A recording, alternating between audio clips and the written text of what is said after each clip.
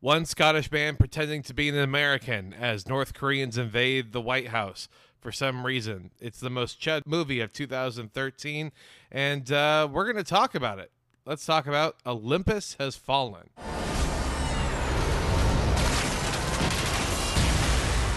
The most protected building on Earth has fallen. We're talking about the safety of the President of the United States. We're talking about more than that, sir.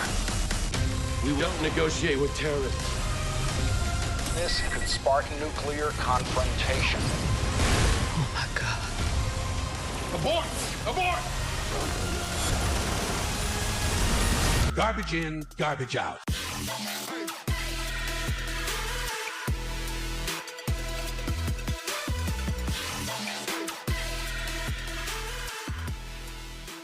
Hey, everybody. I'm Kelton. And I'm Devin. Sup, bitches? And this week we have Cap joining us. How's it going, buddy?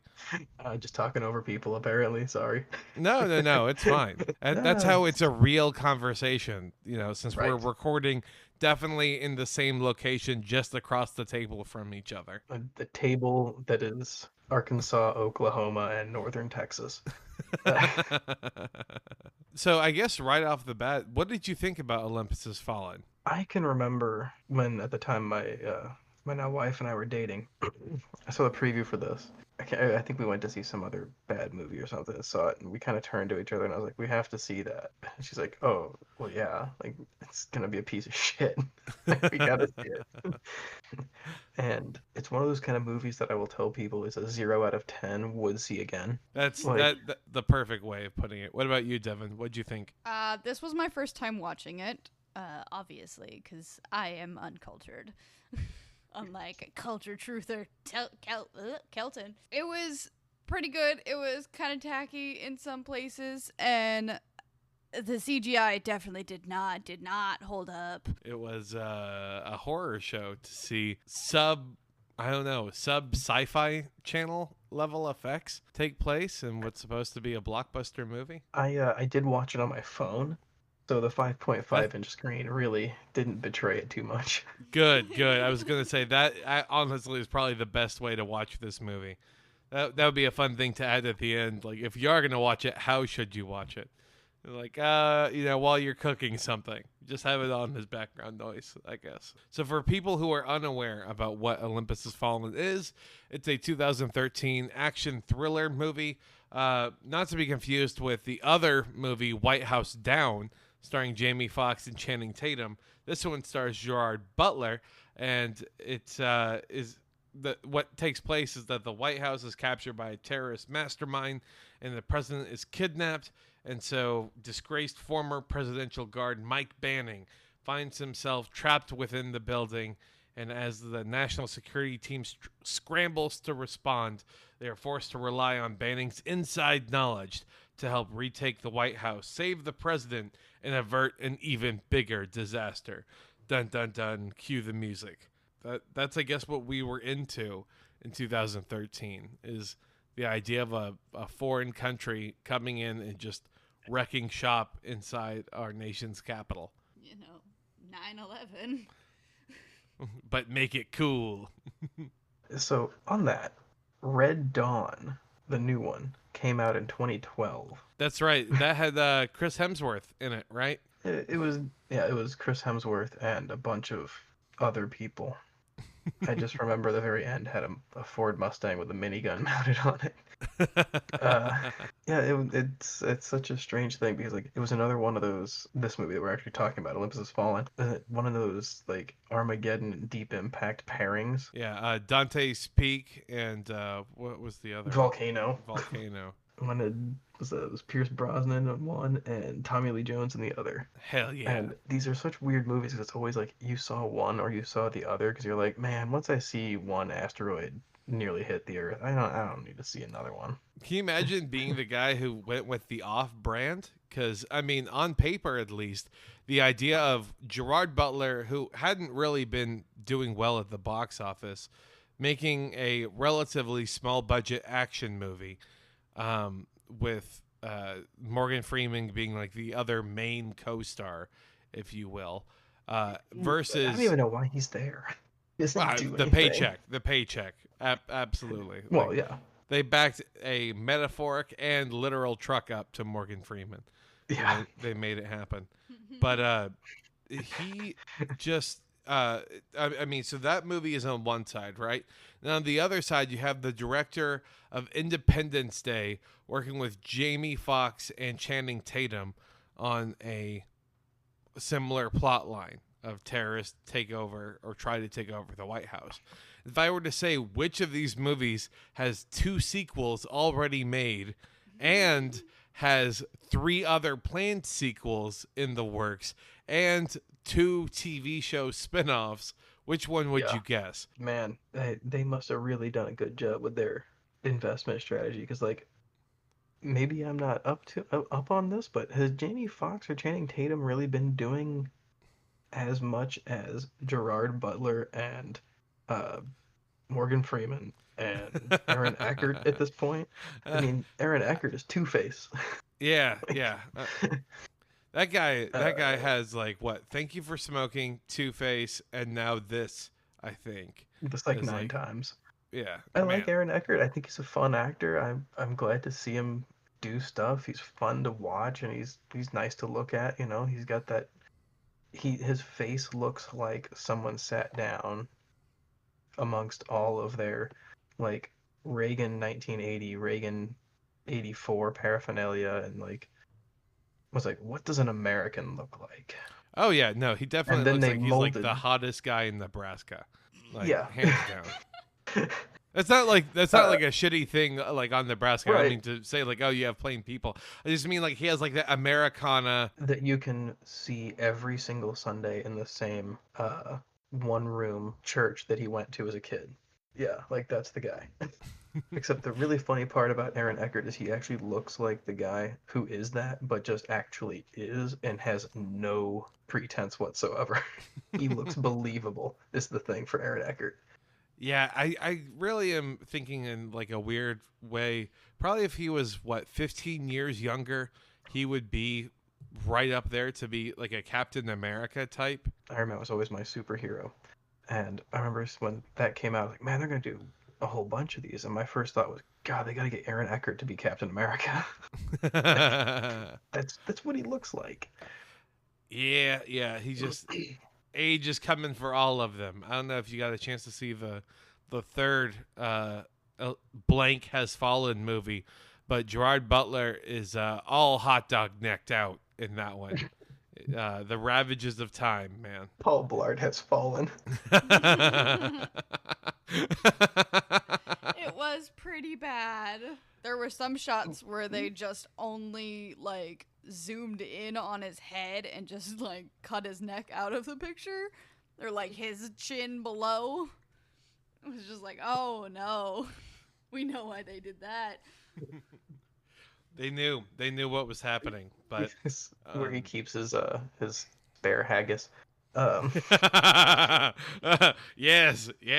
But before I forget, like as we're talking about the lead up into this movie, I mean we're talking about a whole bunch of other things too. But in the lead up to this movie, specifically in the special features, it mentions that the attack on the White House is probably one of the few good scenes in this film. It was actually planned out really by cool. former Secret Service agents.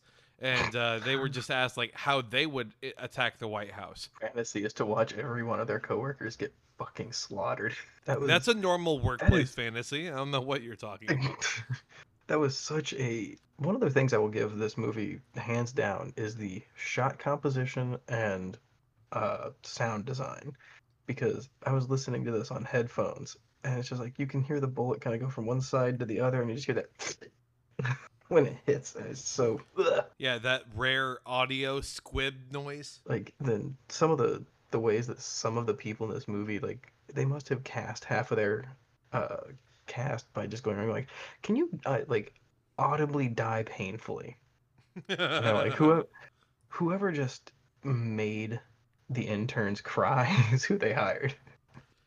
This one Like- dude, they had like shot right before he made it in the doors. He just like shimmied for his life down to the floor. The one that was lit up with the sunset behind him, and Gerard reaches over and it's just like. Yeah. Well, by the way, like I should mention that like the director of man. this movie is probably one of the better action directors out there. Ah. It's Anton Fuqua. He did Training Day, Shooter, Olympus Has Fallen, of course. He also did Equalizer and Magnificent Seven, and one of the few movies Devin has actually seen of Southpaw, also known as Jake Gyllenhaal got incredibly ripped to play a boxer, and then everyone just watched Creed 2 instead. Yeah. Fun It fact, did. I confused Southpaw with Creed for like a year. Kelton was another like, one of "Oh, have you those- seen Creed?" And I was like, "Oh yeah, like the one of the dad and his daughter." And he's like, "What are you talking about?" It's another one of those mismatched pairs where they're like. That one's Someone a heard, little "I've different. got an I can't idea." place my finger on it quite, but I have a feeling Michael B. Jordan and Jake Gyllenhaal. There's just something about them that makes me think that they aren't quite twins. I was like, That's, "Yeah, the white guy." He goes, "No, no." I was like, "What are you talking I'm sorry. about?" I'm sorry, I don't see color. Dude. Fine. One is set in L.A., one is set in Chicago. Oh, okay, yeah. Yeah, Why there don't you you just go, describe that's it it. that way? Yep. So in one trailer, though, for Olympus Has Fallen, that actually got used in TV ads, they included the emergency alert system tone, aka it's the tone that television viewers are meant to listen to notify them about real emergencies, about real emergency broadcasts. I remember that. They just got fined to shit. ESPN, Viacom, and NBC Universal got hit with $1.9 million fines because emergency alert systems and non-emergency broadcasts is not a cool thing to do. You know, I remember that happening in the previews, but I can't remember. Did those previews feature Lawrence O'Donnell like the movie does? Because that would have made me shit brick if I was sitting and watching TV and I was in the other room getting something ready. I heard the emergency alert go off and I turn around and Lawrence O'Donnell's like, "The White House is on fire." Like, holy shit, what? No. Why did we make a cinematic trailer for this? Oh my god. Why did we make a trailer for this? It started with an emergency alert broadcast that announced there was a terrorist attack on the White House that features an actual anchor. Holy shit. Yeah, that would. I mean, that would be the perfect thing. And surprisingly, it is very hard to try and find that particular advertisement in question. So lost to the sands of time. But on a weird note, the director of this movie, he talked about why he wanted to add North Korea as the bad guys. They're the real victims here. He chose North Korea because he just wanted the villains to not be Middle Eastern, which I thought would be very cool and very principled. If then in the sequel, London Has Fallen, the bad guys weren't then just Middle Eastern people again. Like, it just completely undid everything that they were trying to make on a principled stance for this film. Yeah, there was I think one of my favorite parts of the movie is during that attack. They have the airplane flying in. You got the pilot and the co-pilot, and they kind of close in on them. And were those people? I can't tell if it was CG or not because he basically portrays every single Korean except for like the big bad as a robot. Yeah. I mean, he basically. Well, I mean, I guess that's what being woke in 2013 meant, is that no Middle Easterners are going to get stereotyped. Just Easterners are going to get stereotyped. Look, we have had 10 plus years of every bad guy having a Middle Eastern accent. This time, we are going to go old school racism. Yeah, why are we stopping at the middle? Let's go all out. Full Eastern is what I'm saying. It just seems weird to me because it came during this wave of xenophobia that occurred, it seems, with our nation, of where we just kind of made North Korea the cartoonishly evil bad guys. Like in The Interview with Seth Rogen. That would actually be a fun movie to talk about at some point. Because I'm sure that movie definitely holds up well. I remember watching that, and I remember sitting there going like, "Oh, that's why they said that North Korea wanted it turned off because they wanted attention." I'm gonna say this right now: this movie definitely better and funnier.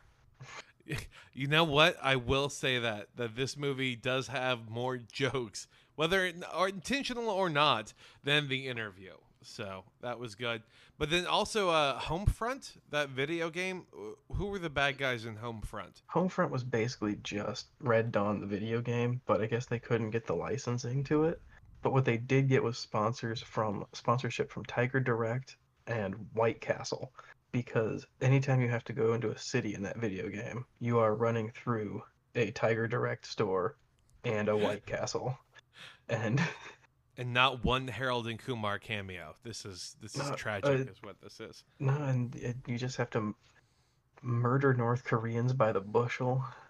I will say it was a game that was extremely linear. The story was extraordinarily predictable, but it was actually a pretty fun game for being just a shit game. You have to take the good with the bad, and it's a lot of bad, so you gotta take some good with it. Yeah, yeah. It was one of those ones where you get really close to a wall with your gun, and there's just a permanent shadow around it. So it's clear you've like clipped through the wall. They had a Shit. multiplayer option, just like anyone's gonna get online and play that.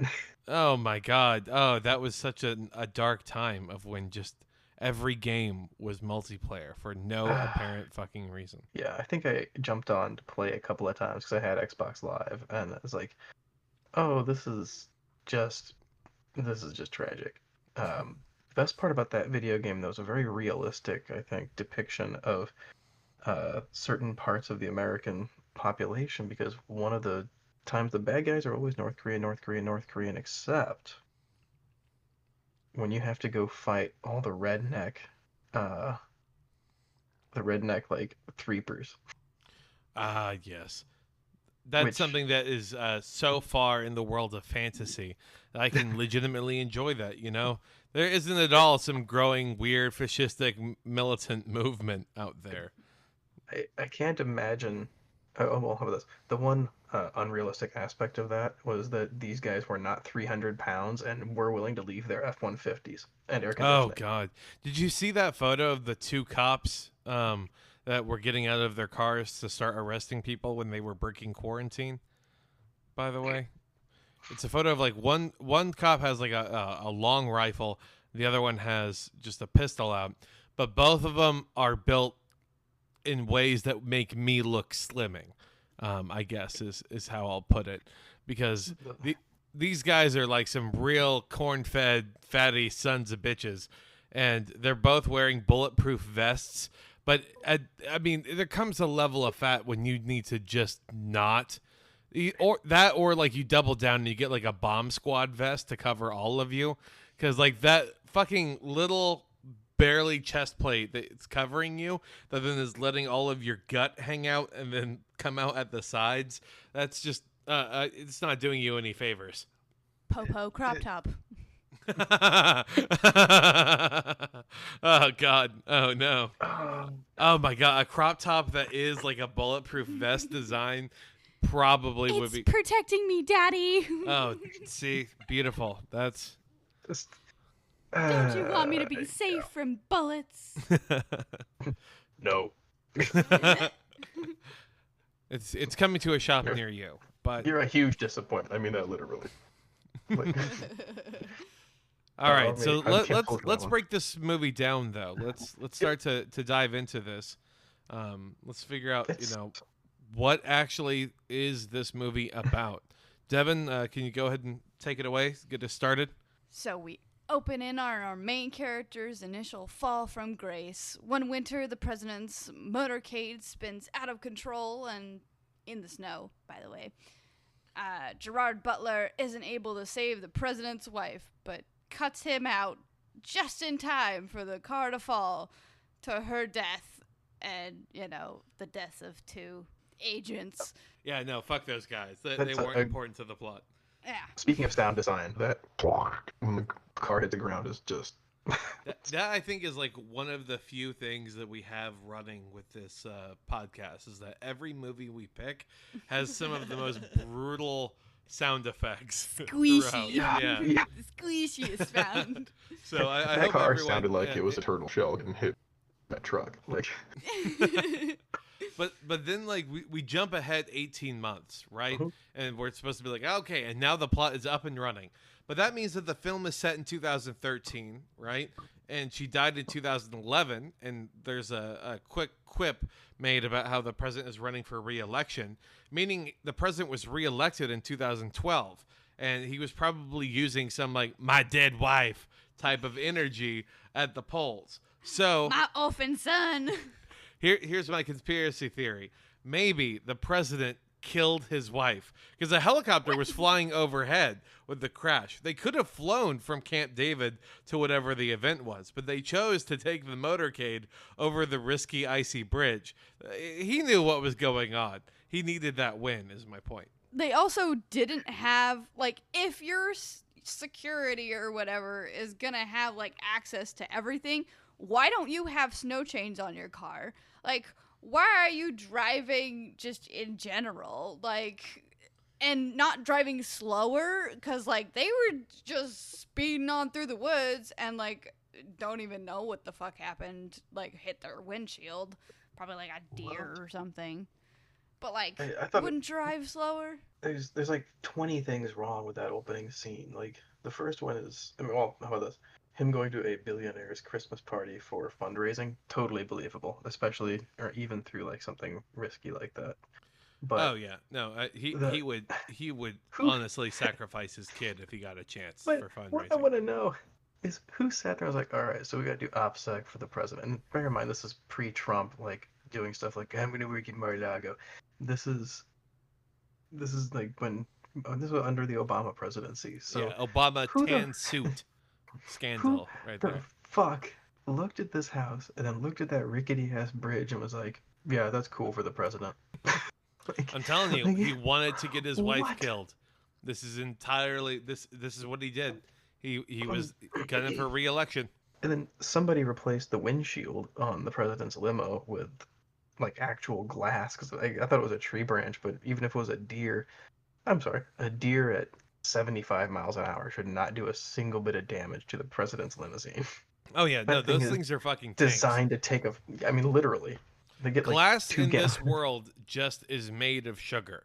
Like Yeah. glass is the most breakable, least deadly thing in the world because the second you crash into it, it just crumbles into 1,000 pieces, and there aren't any sharp, jagged edges that impale you. Like No. it's the least threatening thing in this universe for some reason. I have worked in large federal buildings that have a significant amount of security, and when I saw a couple of scenes At with your bullet job at the holes, CIA, right? Yeah. Just to help clarify. Okay. but when I saw bullet holes in the windows of the White House, I was like, like no way.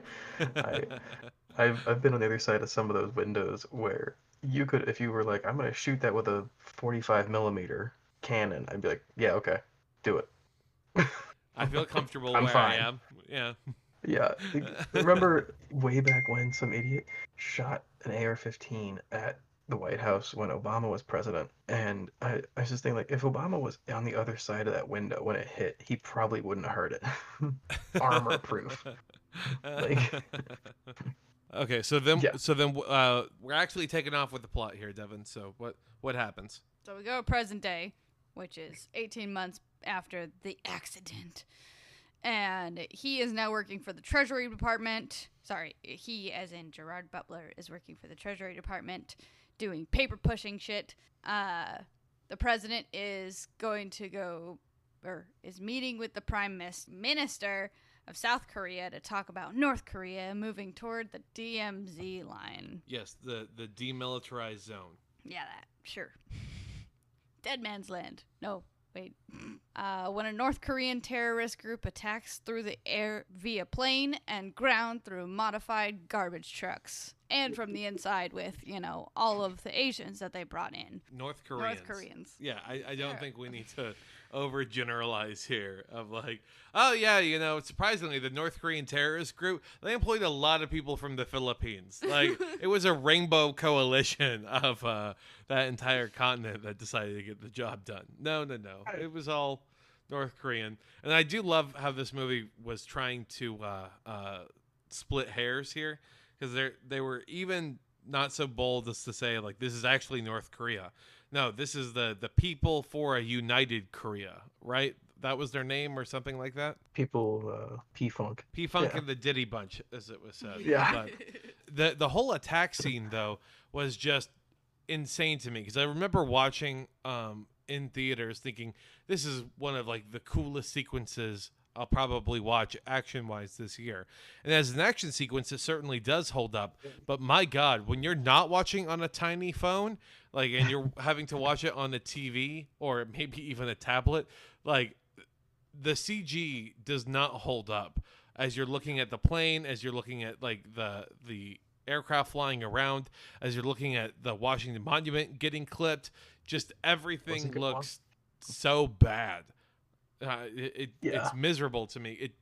It takes me out of the movie and just makes me want to make fun of it. Especially like in HD on a like 65-inch screen. Yeah, I'm not going to brag about the size of my TV, but that's literally the only good thing we have going for us. Yeah, it is weird to me, the whole movie going experience these days, because now movies that weren't made really with the future in mind, but certainly weren't made with the idea of 4K being available at home in mind, are anyone or a thing in general. Yeah, it's just in 2013. I don't think that the makers of this film were like, oh yeah, this will hold up. Then I think they were just thinking, okay, well, this cost $30 million to make or whatever, so we slapped it together, because the scope of this movie feels huge, but really outside of the opening attack sequence, this just becomes a killer in the house kind of a movie. It becomes very quickly Die Hard in the White House. Which, I mean, why not? We've had Under Siege, so let's do this shit. Yeah, and it's not like you need a huge budget outside of paying your talent for this movie. It's almost entirely shot in pretty standard sets, like the White House sets. The most complex one being that control room in a basement, which any studio would look at and go, yeah, we can repurpose this for like a mission control or a spaceship or something later. Like, yeah, I mean, it will just become Supergirl's HQ 4 years from now. Like, it's just silly to me about how few sets, I guess, that they wanted, but also how much CGI this movie relied on, because with so much hand-to-hand combat and everything else, there is a world where this becomes an amazing stunt movie, and you have all this fighting. And I mean, not to plug something that we watched last week, but when we watched Extraction, the hand-to-hand fight scenes and the just brutality that was on display there, because you actually had action choreography and a stunt director behind it. If you just let someone have that type of experience of where you could have the Gerard Butler's character having one particular fighting style, and then North Korea having their own unique fighting style, and that could be constantly clashing to where then, he's learning his way up. I mean, it just seems like a real missed opportunity to turn something very generic into something that could be really fun for the eyes beyond, oh, pew, pew, pew. How fun is that? Yeah, that's I can't really top that description of it. Like, it was a movie that if you watch it for what it is, like if you go in and, like I went in the first time and said, this is going to be a big piece of shit, but I'm not here for high cinema. I'm here to watch what, on a quick side note, I'm pretty sure is actually a love story between Gerard Butler and Aaron Eckhart. Yeah, no, that's definitely it. They really but lean into that with the second movie. That's the only good part about that they pick up on that bromance. if you really just kind of leaned into that and went with it, it would have made more sense than Gerard Butler's just random girlfriend out there somewhere. But Yeah, you she's know, a nurse. It's fine. yeah, she's there. She she's there just to show up at the end of the movie. We will But literally replace her in the next movie. It's okay. yeah, That's how but interchangeable. if you go to this movie and say, I want to watch shit blow up and I want to watch big guys punch each other, you're gonna leave pretty happy. Hell I mean, yeah, that's- brother. And also, Hey, like, that's it it. should go without saying that, like, one of these movies costs like a fifth of what a Marvel movie costs. Yeah. And so you can get 5 of these churned out, or one Marvel movie. And if every Marvel movie is just going to be the same, I mean, I'll take 5 different versions of White House Down if they decide to make it a stunt movie, because that's even less for the CGI budget. I saved you money doing that. I would be happy to watch these guys just slap meat around for a while.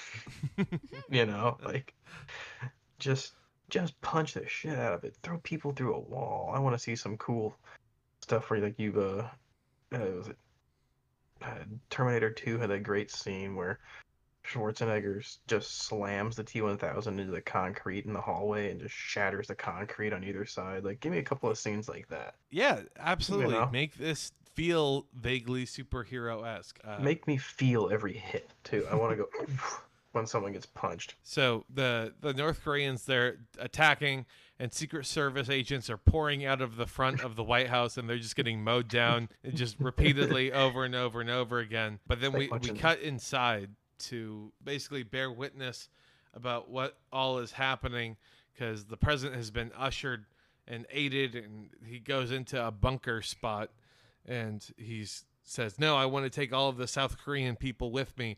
And that just seems like a major tactical error that just kind of sets a tone for the rest of the movie. Yeah, this guy is exceptionally situationally oblivious. After watching this, like, who voted for this fucking idiot? Like, I pictured him yelling at the audience in a debate where his opponent is standing like, I'm over here.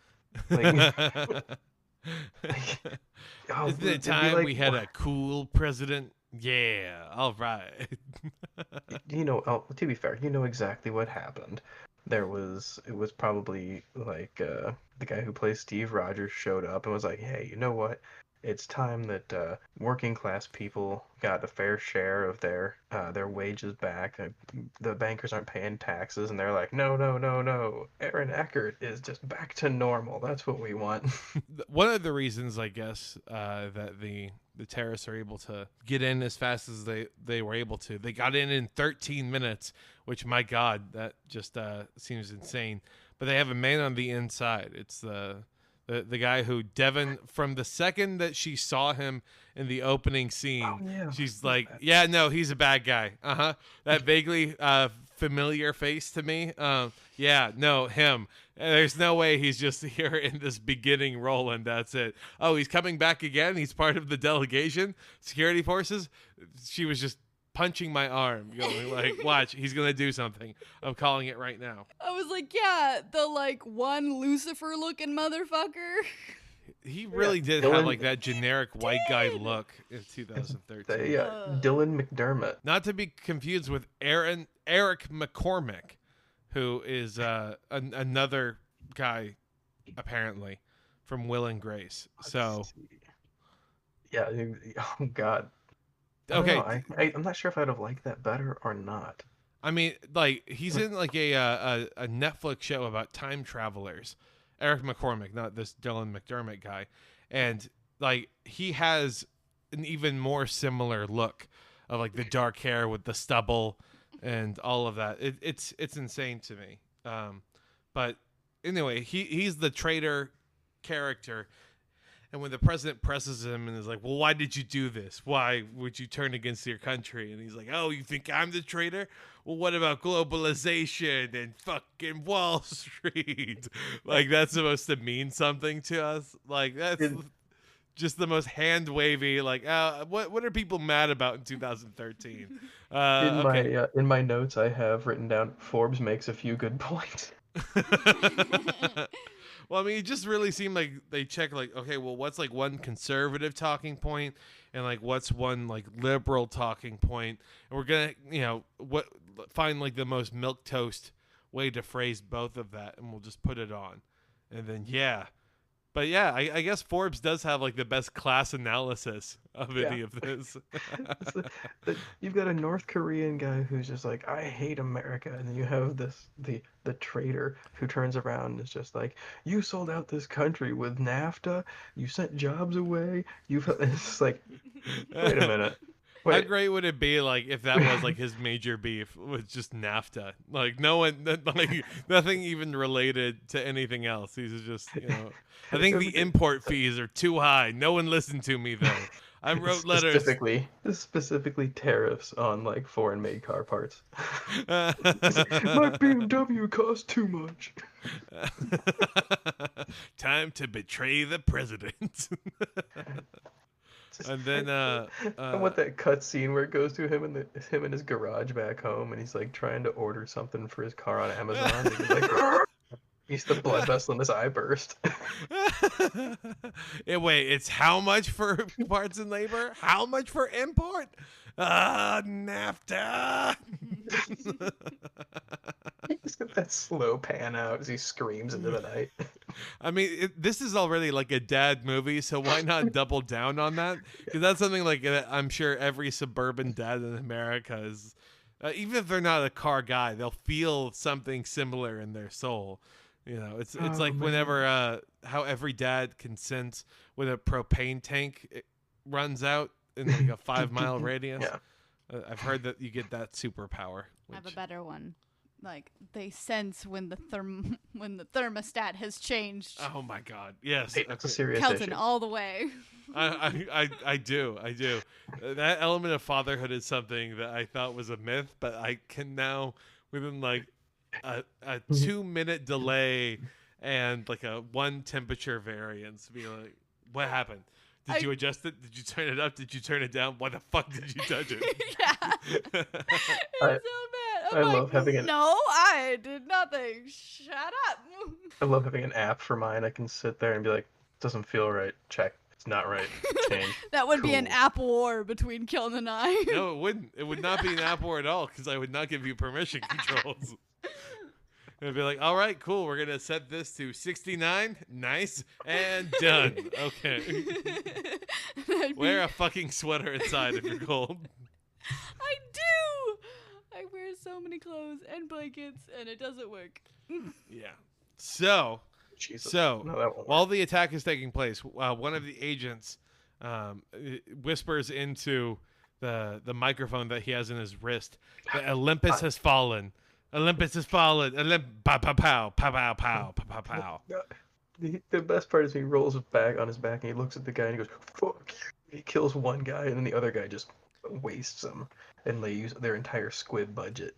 It was nice. It was honestly nice to see that one guy. It's probably him, and then the Secretary of State. Is that who she was? That when she was in the bunker, then when she's getting dragged out, and she's just like, "I pledge allegiance to the United States of America." Yeah. That's one of those ones where I started just cracking up because I was like, I could not take it seriously. I was like, at least she didn't start singing like "My Country 'Tis of Thee."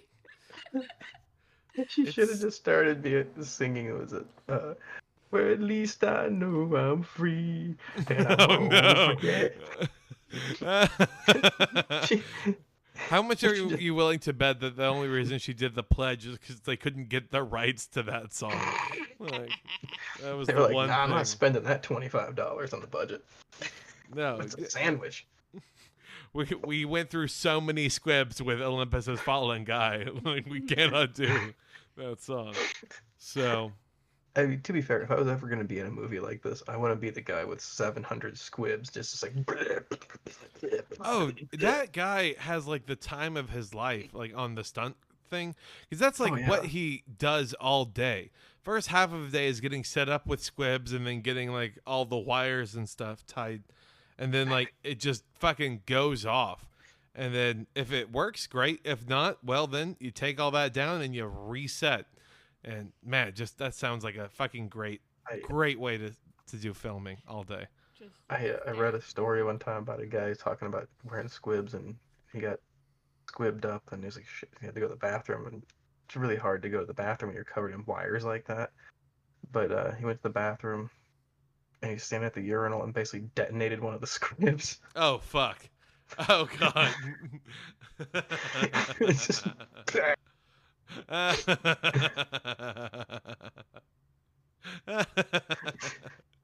Okay. So while Gerard Butler is working for the Treasury Department doing paper pushing shit, he goes into the White House and disables the internal surveillance and gains access to Asher's satellite earphone, yeah, I just referred to him as POTUS for like 90 minutes, and I was like, oh, his name's Asher. which he uses to maintain contact with Jacobs and Speaker of the House Alan Trumbull, aka Morgan Freeman, the lovely god. Now acting president in the emergency briefing room. Yeah. So, AKA Morgan Freeman is now the acting president. Is the general gist. And Morgan Freeman has stated openly in interviews that the only reason he did this movie or the sequels was purely for the paycheck. And then, weirdly enough, the only reason that they managed to get Angela Bassett, who plays Gerard Butler's boss, basically, was because she wanted to be in a movie with Morgan Freeman. So, Jeez. nice little bit of work there about what was happening behind the scenes. That's kind of sad for both of them, really. Like, I mean, Morgan Freeman's collecting those checks, I man. Like, mean, he's got to I'm not creep on his blaming- granddaughter somehow. like, I'm not blaming either one of them for doing the movie for what are Millions. yeah. I mean, come on. You could probably put me in like, for the amount of money that they paid the guy who got murked with all those squibs in the last scene there. You could get me into like a Trump commercial, like. Hell yeah, I love America. I like- vote for him #1, USA. Pew pew Yeah. pew. Keep And, America great and all that whatnot. Give me the money. I'm sorry, I'm getting paid how much? Oh, that much an hour. Oh, an hour. I have to keep this up. Okay, got it. Didn't realize this was a union job. Even Trump has to deal with SAG. So we cut to the North Korean terrorists want the U.S. to withdraw the 7th Fleet and U.S. forces from the Korean Peninsula, thus removing American opposition to a North Korean invasion of South Korea. Which, I mean, I personally think is okay, because that would mean that K-pop would also no longer exist. And I draw the line there, that anything that gets rid of K-pop is going to be okay to me, no matter what the casualties are. Like, there could be worse things. We also find out that he plans to detonate the American nuclear arsenal in their silos, turning the U.S. into an eradicated wasteland as payback for his mother's death. Like, so long ago. Get over it, bro. Yeah. She stepped on a landmine in the DMZ. She was fleeing North Korea. That's the other important factor, too, is that she was defecting, and then she got blown up by an American landmine. So then his immediate thought process is, I'm going to make America suffer. Not the country that is literally just to the north of me. Not the country she was running from, but the country who was like, we don't want the North coming through here militarily. It's not actually even the same. There's that moment of like the stack overflow. They're just kind of like, wait.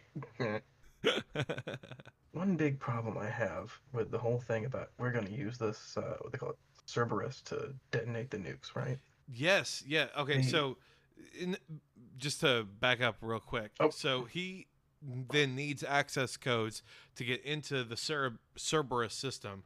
And that's held by 3 government officials, including the president. And they're all in the bunker together. So President Two-Face then orders the 2 other people who have the codes to go ahead and give up their codes. And then he's saying that he'll not give up his. So it'll be safe with him. He'd rather die than give it to him. But yeah, Cerberus doesn't make sense really as a system, because like, why the fuck would we have a system that you can detonate from inside the silos? Like, in So what world is that like a thing? there's like 10 things stacked here. I'm gonna try to hit them really, really fast. First one is detonating a nuke is not the same thing as self-destruct. The second thing is even if you detonated all the fuel from a nuke at once inside a silo, that's not how nuclear weapons are detonated. They're not one of those Wile E. Coyote bombs with a big fuse on it. That's just not how that works. Uh, then to top it off, every time he tortures somebody, he's like, "Give me their code," and they're like, "No." And then the president orders it. He's like, "I'm not gonna watch them get tortured, obviously." It's like, okay, so, but I won't give them my code. Like, all he's got to do is torture somebody else. Yeah, exactly. Like, The whole we idea of, rinse and oh, well, repeat they're this. hunting down his kid, so that way then he'll be forced to give the code. Versus, like, no, he'll just keep on shooting people in the head. It's ridiculous to me. Like, This president would not make it, like, in I think, the real situation that he might be thrown into. can't you picture Trump sitting there and they're like, if you don't give us the code, we're gonna kill, I don't know, Ivanka. we're gonna kill the education secretary. He's like, fuck it, give me the gun. Yeah. No. We said Like- we'll do it. No, it's okay. Better by my hands. It needed to happen. I'm just picturing the North Korean guy like getting on the phone, calling Kim, and just being like, So he's like way more into this than we thought. I don't. I've I been don't think we planning her need to- assassination. It's okay. You'll save me so much money. Thank you. I owe her brother literally billions of dollars at this point. That For would anyone be who great doesn't to see know just that- how many people Trump would just have, just have lined let up. Mark. Oh God. He just wouldn't care. He's just like, bring me another taco salad. Maybe get Kim on the phone. Hey, is We'll that sort this Kim? out. Is that Kim? What's Let me going talk to on? Kim. Kim, how's it going? It's Trump. Big D, if you know.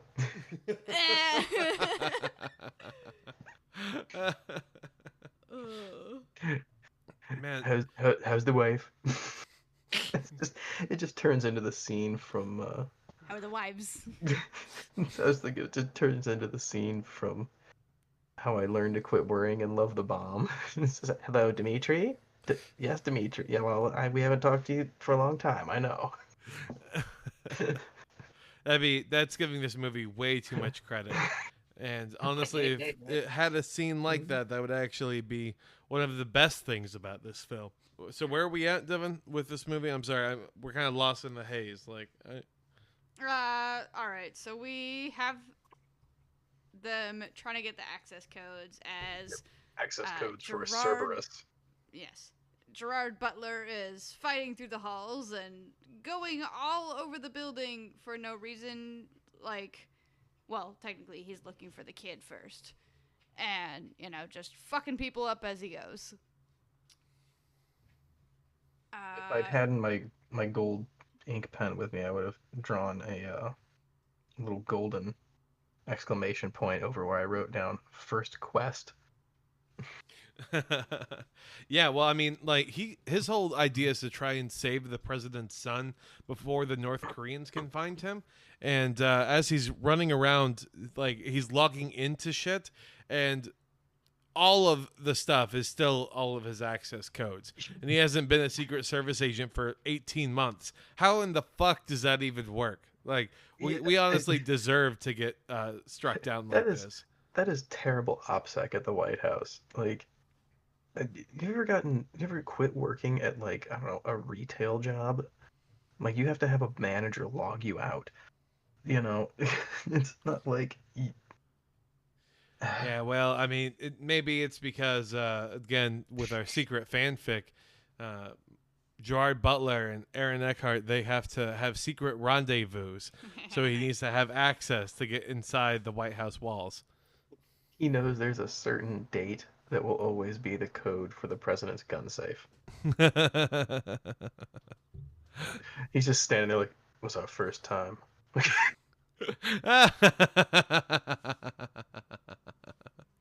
I have to say, I would have loved it if there was actually that subplot. It would have been beautiful. Yeah, it would have. They were so clearly in love. Just an air of gravitas that this movie just doesn't have. So our traitor Secret Service agent is sent to go fight and kill Gerard Butler.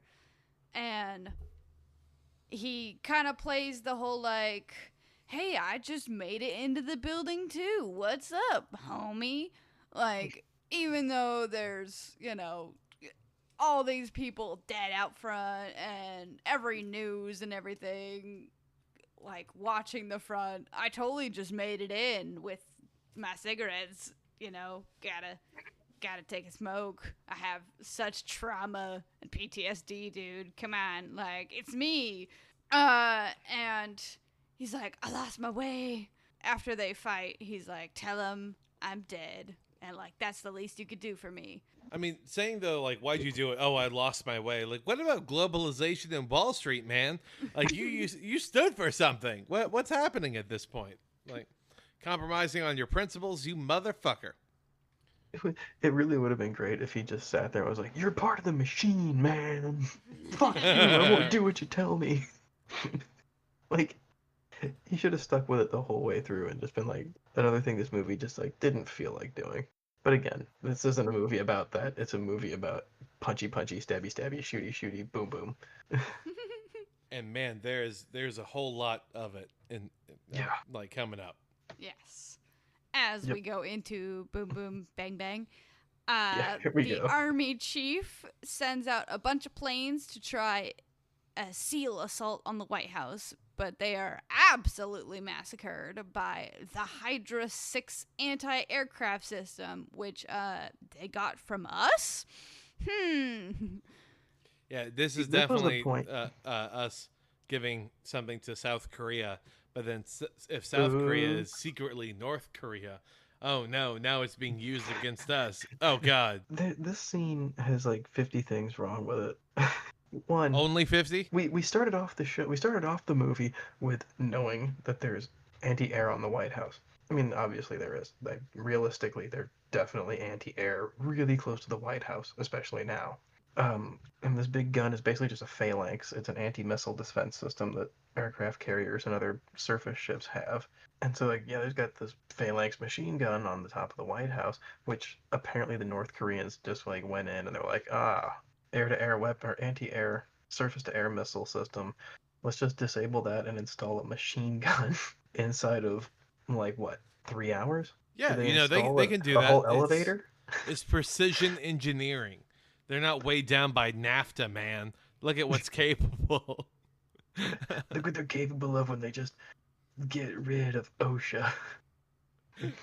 Yeah, and like, how did they get that giant ass gun in there? All of the like, Every loaded, one of them. like It's that bullets Johnny and Cash whatever. It's that Johnny Cash song. We built it one piece at a time. All right, everybody, we're going into the White House. Everybody find your buddy, stick with your buddy, and everybody get a big piece of machine gun. We're gonna go in. All right, follow me. Got that little red flag.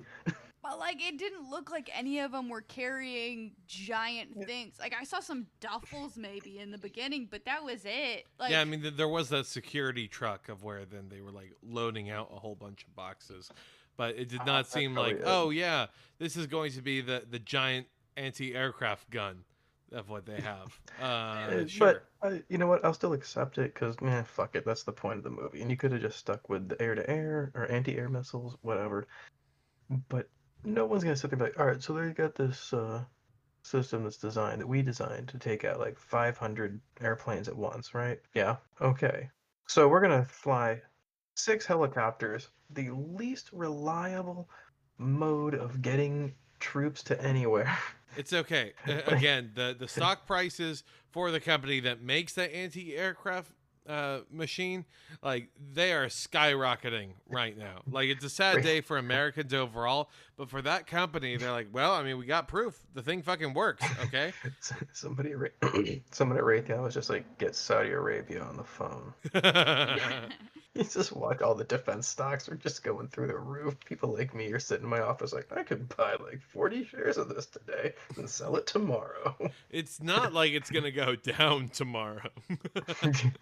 That is like the hidden sequel, is that, the United States just made North Korea an irradiated wasteland, just completely. Because, I mean, if North Korea attacked the United States, no country is gonna actually stop the United States from going full Nuking. hog. Full Yeah. ape shit. To be fair, there's not really any way for the United States to fight I think it's 15 million man standing army. They say 1 million in the movie, but I think it's more than that. I don't think it's 15. I think it's like 4. But enormous number of people conventionally you're just not gonna get to. So the United States would definitely go full ape shit, Yeah, buddy. especially after something like this. Oh my They just god. deploy every redneck 3%er in Texas as the first wave. It would be brutal. Actually, But, you know what's gonna happen? It'd be just like after 9/11. North Korea is gonna attack the White House, take responsibility, and we're gonna be like, you know what? Fuck you, Vietnam. What? What? Like, what? Vietnam just like, what? We have agreements. We're not doing this. We don't even work with them. I'd say the army chief is the most like American person in this film because he, gets told by Gerard like, "Hey, wait, like let me recon first before you send in these choppers." And he's like, "No, we're going in." Arr! That Army guy knockoff. absolutely is responsible for getting the vice president killed. Because, like, that's how the North Korean guy responds. Is he's like, well, all right, here's your vice president. Boom, shot in the head. You shouldn't have tried it. I Yeah, told say you. goodbye to fake-looking Mike Pence. Because, my God. I was like, oh, it's Mike Pence. Bam! Oh, that was Mike Pence.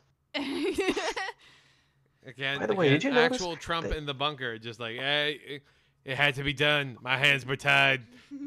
Bitterly. You know, Zip ties. I got a little hard.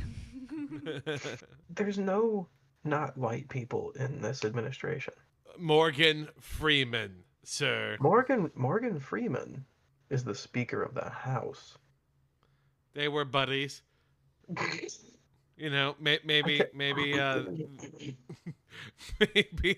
the president is like, you're my best friend, Morgan Freeman. I need you during every photo op. The problem is he actually calls Trumbull Morgan Freeman all the time, and Trumbull's just like, that's not my name. He also calls the leader of the Secret Service Morgan Freeman. Oh no, I loved you in Passenger 57. Oh my God. Have you seen Glass? Suddenly Forbes is just like, That's and not you're a even me." racist. I cannot get over that. Globalization, Wall Street, but you are just the most lib racist in the most annoying way. You don't even know that guy's name. He's willing to die for you. You don't know his name. You probably have him confused with the other guy. Go ahead.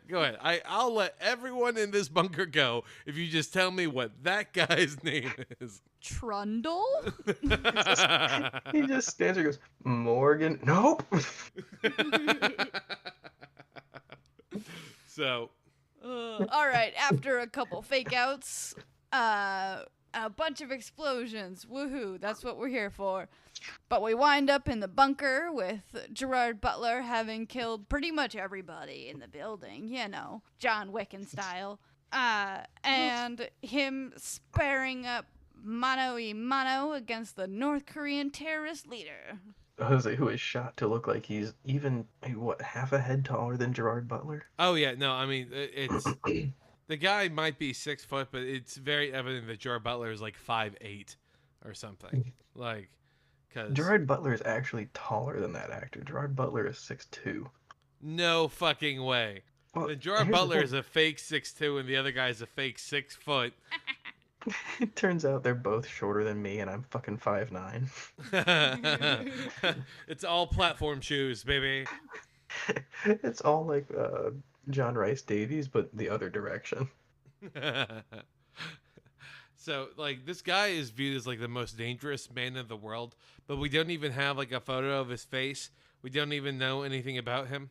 And what we do know is that Gerard Butler has made a promise to stab him in the fucking head. And when I was in 2013 watching this movie, watching Gerard Butler stab this guy in the head, I was like, hell yeah, fuck yeah. But now watching it, I just had an underwhelming sensation wash over me. I was like, oh, okay, yeah, I guess that's it. All right, he's dead. Okay, moving on. Like, I didn't feel any sense of accomplishment whatsoever. It was also like right on the hairline so that they could like hide the knife or whatever. Like, it was Just glue so it. weird. There was like, it looked like there was no blood, no nothing. It was just like hairline stab. Ha ha. He should You have just dead. crossed his eyes and stuck his tongue out when he died and just been like, bleh. Yeah, it's like Yeah. the arrow hat that you can wear that makes it look like you've been shot through. Yeah, it was not holding up there. I went to the White House and all I got was this lousy knife. So that brings the kill count to the final 168, which There's also a great moment there that we passed over during that fight scene where Asher gets shot and he falls to the ground and he's sitting there and he's bleeding out and he turns around as Mike is just punching the shit out of Kang, which I only really remember because Kang is one of the 3 famous Klingons in Star Trek. hell yeah, of course. And he's sitting there on the ground, hands cuffed, holding the wound, scooting it closer, scooting ever closer to freedom. And he looks up and he goes, "Get him, Mike." No, I'm sorry, that's not it. I wrote it down. He says, I think it's, "Come on, Mike." That's it, yeah. He goes, "Come on, Mike." Like, this little like personal cheer squad. And that was the moment that I was like, okay, it wasn't an accident. They are in love. Yes, of course. So Like, he's after watching killing his boyfriend fight for his life and his it's really just the pinnacle of the third act love story, because it really is. I'm so glad you got rid of my wife so that we could be together. yeah, that's actually the real reason he got transferred to the Treasury Department, was so that way then they could actually date each other, because then he's not wouldn't his be obvious. full-blown superior. Yeah. Man. So That present Oh, I got God. for my wife was actually meant for you. Those weren't earrings. Those were.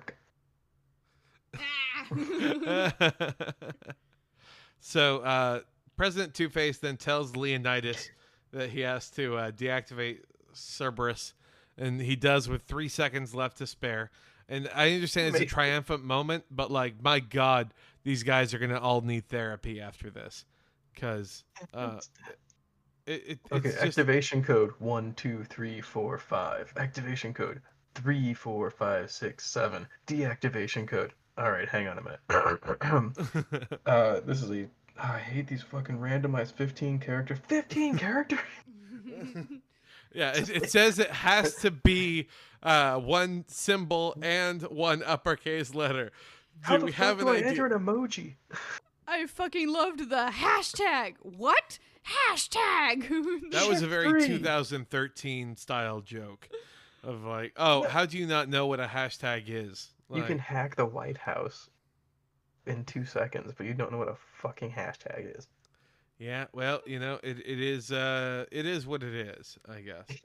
Because my God, this movie just I love there was an opportunity they missed there when he says you have to deactivate Cerberus, and they do the sideways, like Gerard Butler's face is sideways looking into the other room, and they zoom in on the countdown, and they zoom back in on Gerard Butler, and they miss the full blown cartoon sound effects taking place there. and eyes just should have been like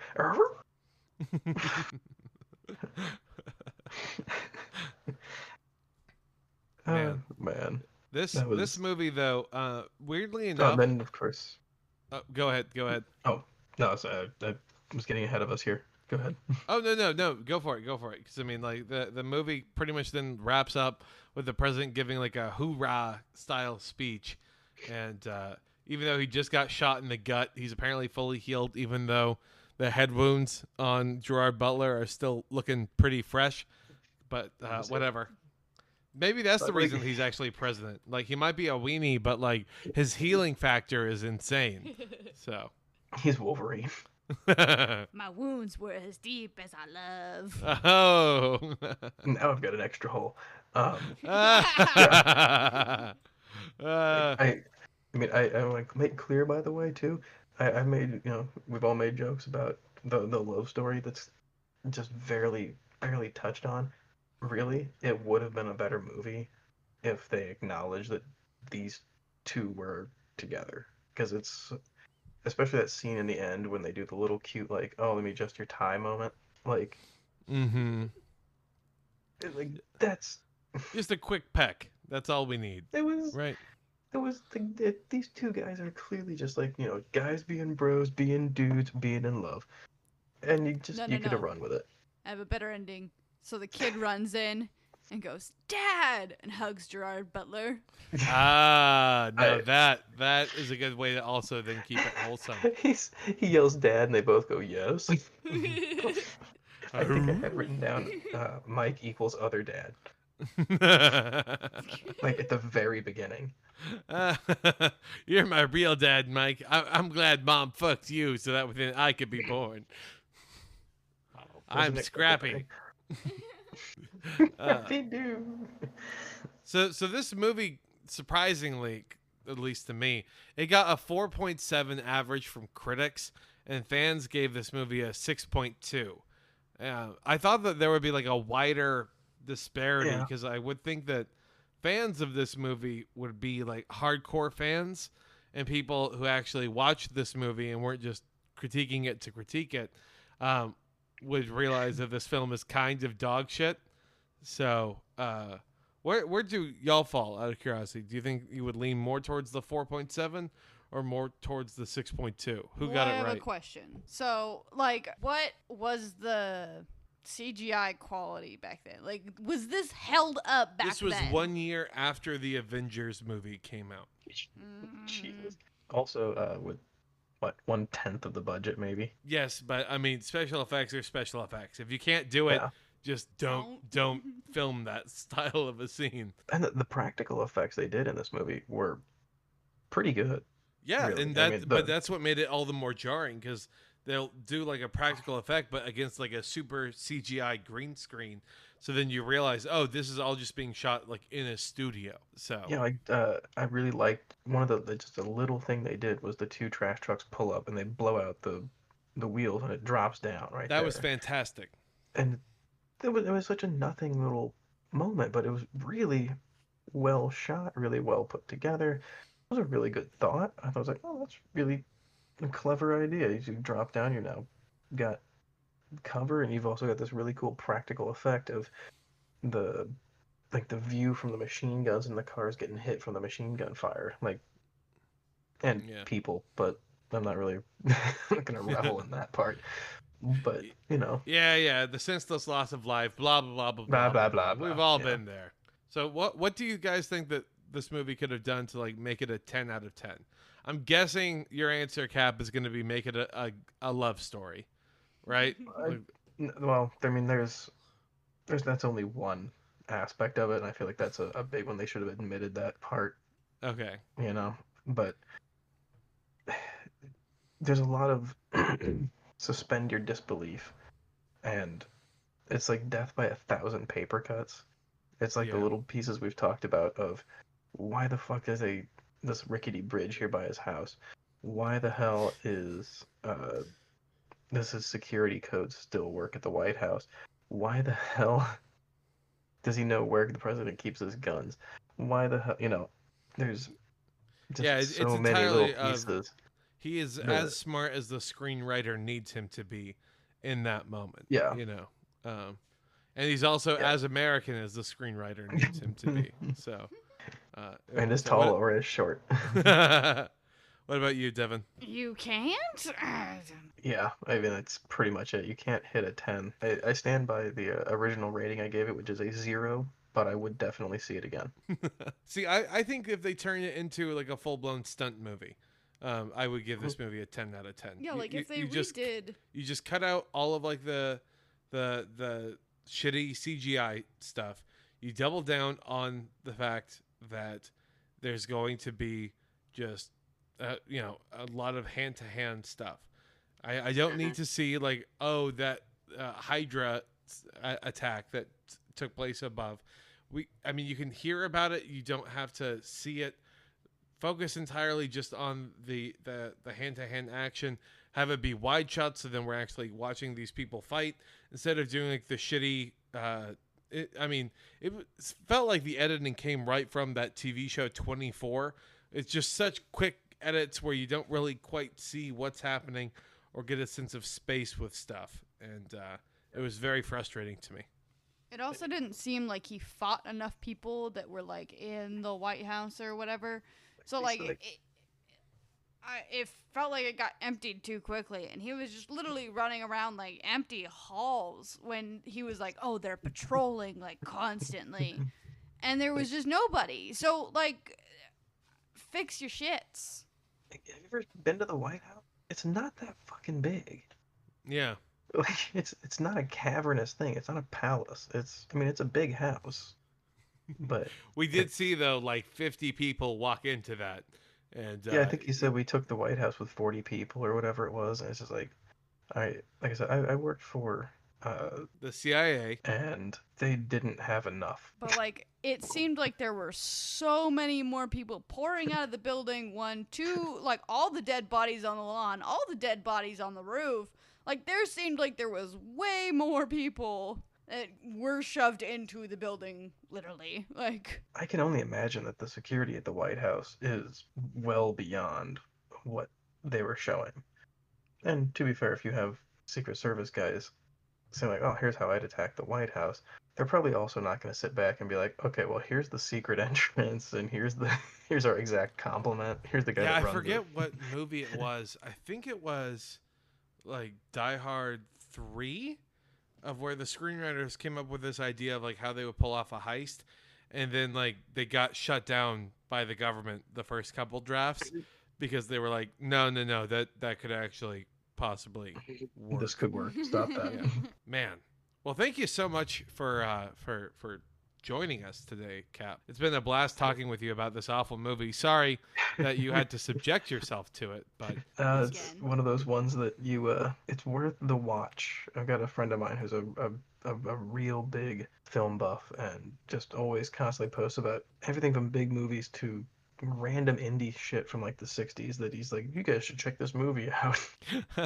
And I recommended this to him, and I was like, "You're gonna love this." It took me 3 days to muscle through it. He's like, "That's a recommendation." Yeah, I think that probably is also the best way to watch this movie, because we watched the first movie and then the third movie back to back, and I gotta say, it did not feel like we were missing anything really. Not having watched the second one on the watch through. So, Did in the third one, did they say Angel has fallen into a microphone? The president's guardian angel has fallen, is what they say as he's getting dragged away. So my favorite part of that movie is his dad. Like, by far. Oh, yeah. No, there's a 5-minute scene where Nick Nolte plays Gerard Butler's father, and you just, like, watch him blow shit up in the West Virginia woods, absolutely destroying some Blackwater types, and I'm here for it. That actually, I think I might have to watch that. That sounds... Just that scene. I'm telling you can find it on YouTube. But, more importantly, where can people find you, Cap? Basically just on Twitter. All right, and what's that handle? Cap, like eyeball, and the word cap. Well, that's dope. Devin, people still can't find you on Twitter, so I guess if they want to talk to you, they can head up the podcast at Gigo Podcast, Gigo Podcast. Needless to say, we hope you guys enjoyed it. Leave us your thoughts. Love to know. So I know I'm forgetting something. Devin, what else do we have going on? In the Discords at Psychic Dolphin Garage, we have Monday movie nights that you can watch the movie that we're going to talk about, later in the week on there. All right. Well, we love you guys. Bye.